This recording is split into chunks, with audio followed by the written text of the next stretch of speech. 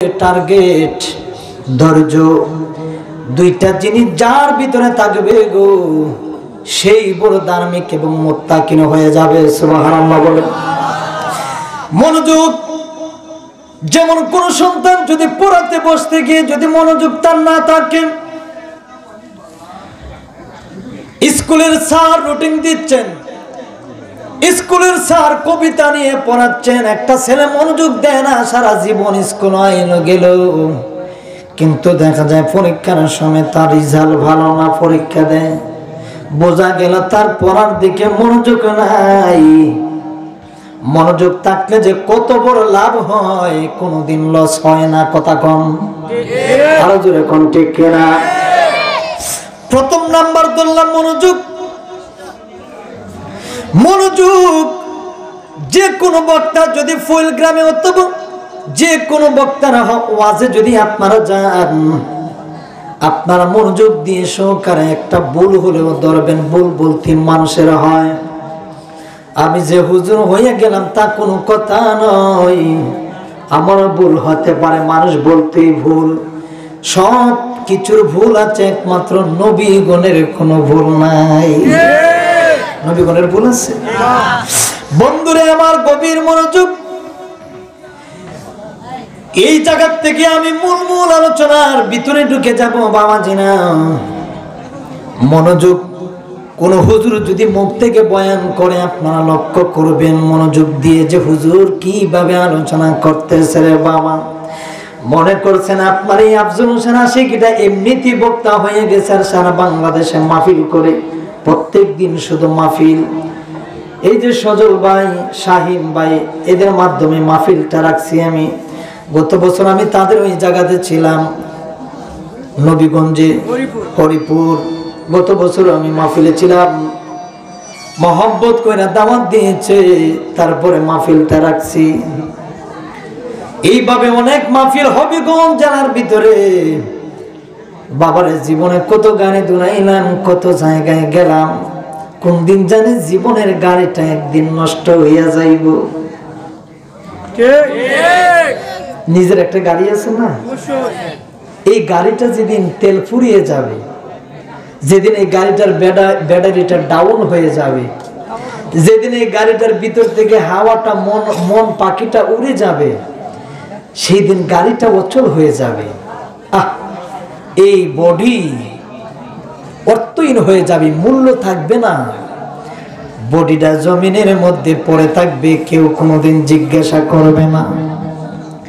বাবার একটা অনুরোধ, যদি আমি আফজল হোসেন আশিকি যদি কোনোদিন মারা যাই, যদি শুনেন তাহলে জানাজার নামাজে একটু কষ্ট করে যাইবেন, কারণ কোনো গ্যারান্টি নাই। এখন বুড়া মানুষের আগে জোয়ান মানুষ মারা যায়। কথা বলেন রে বাবা, ঠিক কিনা রে বাবা? ঘুমের ঘরে কত যুবক কত আরামদায়ক করে গান বাজনা লাগাইয়া ঘুমাইলো, সকালে দেখা যায় যুবকের লাশ বাইর হইয়া ঘর থেকে আইছে। বন্ধুরে আমার, বাবাজিরা রে আমার, কত যুবক আরামে ঘুমের বিছানায় ঘুমাইয়া গান বাজাইলো, জিন্দা মানুষ ঘুমাইলো, মরা মানুষ হইয়া সকালবেলা ঘর থেকে বাইর হইছে। এরকম ইতিহাস আছে কিনা? নাই। এই জন্য ঘুমানোর আগে একটা দোয়া পড়বেন, আল্লাহুম্মা বিসমিকা আমুতু ওয়া আহইয়া। যদি ঘুমাইবার সময় যদি দোয়া দরুদ পড়া ঘুমান, নবীর উপর দুরূদ শরীফ পড়া ঘুমান, খোদার কসম রে বাবা, মরণটা সাধারণ মরণ হবে না, ঈমানের সঙ্গে নবীর দিদার লাভ করিয়া জান্নাতি মরণ হইয়া যাইব। আরো জোরে কন্যা মারহাবা। এই জন্য বলেছি মনোযোগ, ওয়াজ করতেছি মনোযোগ দিয়ে শুনবেন, নাইলে সকালবেলা হবিগঞ্জে ফুল বাজারে গিয়ে বলবেন শাসটলের মধ্যে জানগা, শাসটলের মধ্যে বসিয়া শুধু চা খাইবেন আর একটা সিগারেট মুখ দিয়া বলবেন অমুক বক্তা অমুক ভাবে আলোচনা করছে, ভুল খালি ধরবো বাঙালি, অথচ তোমার যে ভুল এটার কোনো খবর নাই। আউযুবিল্লাহ পারে না, বিসমিল্লাহ পারে না, মোল্লারে ভুল ধরে আছে কিনা? নাই।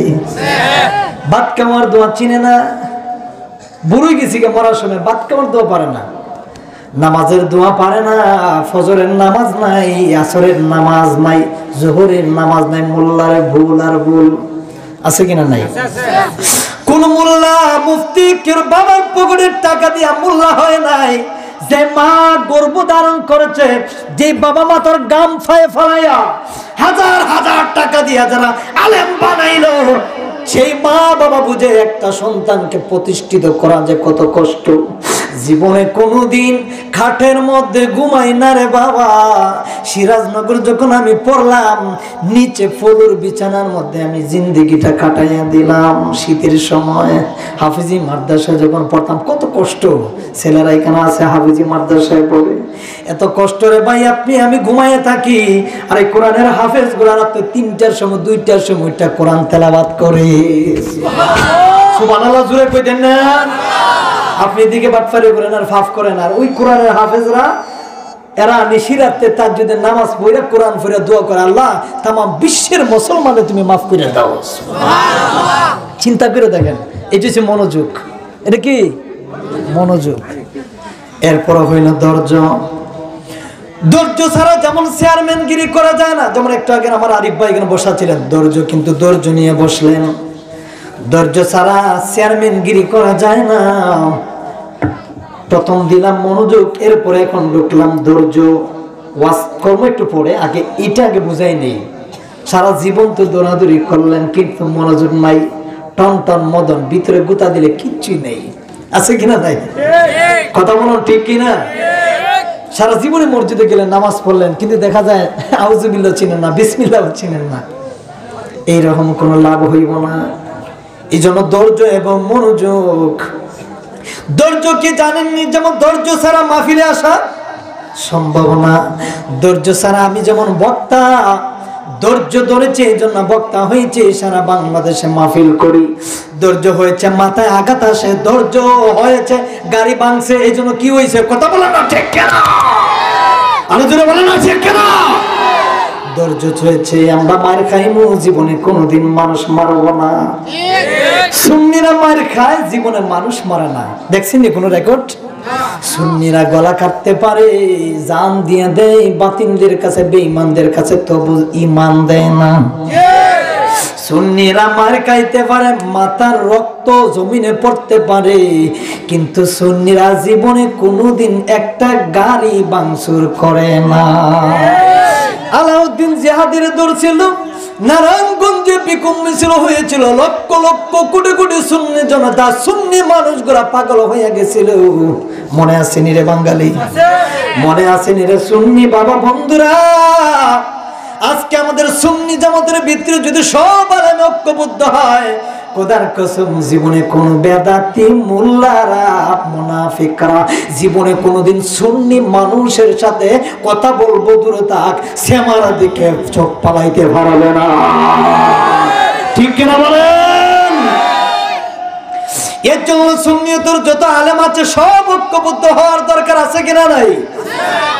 ছোট্ট একটা আলেম, আমি কি তারা হিংসার নজরে দেখবো নাকি? সে মাদ্রাসার একটা ছেলে, তারা হিংসার নজরে কি দেখবো নাকি? আমি বড় মুফতি হয়ে গেলাম, আমরা সুন্নিয়তের মধ্যে একটাই দোষ, আমি বড় মুফতি, আমি বড় মুহাদ্দিস, আমি বড় মাদ্রাসার প্রিন্সিপাল, কিন্তু নামাজ নাই প্রিন্সিপালের। আমি বড় মুফতি, ফজরের নামাজ নাই মুফতি সাহেব। আছে কিনা নাই? আমি বড় খাড়ি, হাফেজ, মাওলানা, হাফেজের কোনো মূল্যায়ন নাই, নামাজ নাই। এত হাজার হাজার মানুষ একটু চাপ দিয়ে বসেন। আল্লাহ